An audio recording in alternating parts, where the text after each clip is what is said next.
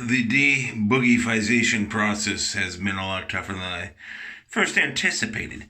And there's a lot of these nerds on there going, "You boogeyfied yourself on purpose for views." Why in the fuck would I want to turn myself into a fat, worthless piece of shit for views? Think about that. Now, I was reading up on the boogeyfization process. The de-boogeyfization process, 10 to 15% never make it out of week 2. Week 2 is very crucial and very vital for the success of the de-boogeyfization process. And then not to mention the week 3. The suicide failure rate is high. So I don't want to be a statistic. I do not want to be a statistic in this boogeyfization process. I mean, I remember sitting here while I was in the process of boogeyfizing myself, and I just didn't give a fuck. I was eating, and then I got injured, a sciatic nerve injury. But still, this was already before, I already boogeyfied myself past any type of redemption. But that didn't help it. Now the de-boogeyfization process is going slow, and I'm getting hungry, and I want to eat. But I'm exercising. I mean, I'm definitely exercising. Now, they say people that boogeyfy themselves and then coming off the de-boogeyfization process, a lot of them don't tend to exercise because they lose that will. Well, me, I've always been an athlete. So I went and played basketball. I went and I ran. You know, I've been exercising. But I boogeyfied myself so much and so hard over this winter that the de-boogeyfization process is going a lot harder than I had first anticipated. I thought it would be quick and over like it used to be. Shit, I used to be able to drop. I had a taco diet years ago. I'd eat tacos for a week and they were good as hell. I'd load them up and I'd lose weight. Now, fuck, I ate tacos for a week. I'd fucking gain weight. If I didn't eat nothing, I'd gain weight. That's just how it is. I got sick one day. I didn't eat nothing for like a whole day. I thought I'd lose like 10 pounds. I lost a pound. I lost a fucking pound. Years ago, but again, that's part of the disease of the boogeyfization process. Years ago, I mean, that's unbelievable. I'd lose 10 pounds on that. So to boogeyfy myself was the worst thing that I could have done to this behemoth body that Jesus Christ and God gave me. To boogeyfy it now, that's going to be much tougher than I first anticipated. And right now I'm on week 2. And this is a very crucial week in boogeyfization. Because the de-boogeyfization process, week 2 is the toughest one. Once you get by week 2, you got week 3. And that's when the suicide failure rate is very successfully high. And I don't want that.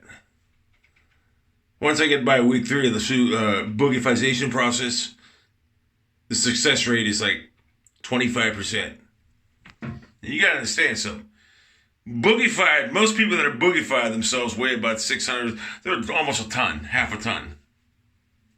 Me, I was 265.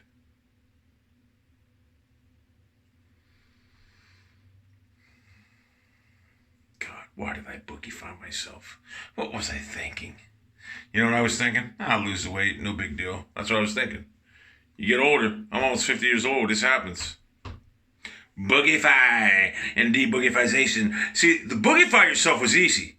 The de-boogeyfization process, that is fucking tough. But again, and you know what? People say, well, I get my stomach. Wait, listen. I'm 260. I'm sorry. I'm not going to. The only way I need to get my stomach tied shut like these fucking losers is if I was a foot tall. Then I'd be a fucking obese motherfucker. But at 260 on a 6'2" frame, I mean, I'm hardly obese. I just don't like the way I look now. To whereas 6 months ago, I love the way I look. I mean, I boogeyfied myself to 30 pounds this year. I did. 33 pounds, actually. I went from 232 to 265. So 33 pounds over the course of a winter. And I'll tell you why I did that. I'll tell you how I did that. Last summer, fishing, working, this and that, hand in hand. Over the winter, I had nothing but time to boogeyfy myself. I didn't do no exercise. I did nothing. I just laid here like a fucking slob. I laid here like a fucking worthless slob. Like a fucking worthless slob. Stephanie, get your fucking friends over here and show me how to fucking friends to clean some fucking area up. Get your fucking friends over. Sean Penn, Kleinfeld, hey, get your fucking friends over here. Get your fucking friends. He had me roll. I could have played Kleinfeld's part. So I got the voice there. Get your fucking friends over here and get your fucking. He had me rolling that. Kleinfeld had me roll. Don't worry about me. Don't worry about me. That's a great movie.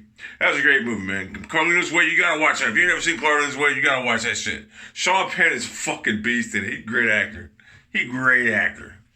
But yeah, boogeyfization process will, I'm on, and I'm a little bit behind schedule, but believe me, there's always, if this deboogeyfization process don't work and losing my weight, there's always that. That's a sure way to lose weight. But there ain't no coming back from that. And you can't learn it in the street. You can't get a late head start. You a gangster. Hey, you a slob now, Klein. Hey, you a slob now, Dave. You a slob now. And you can't learn it in the street. And you can't get a late head start. My Carlito isn't the best right now. Anyway, I would never take my own life. I love life too much. Never. Anyway.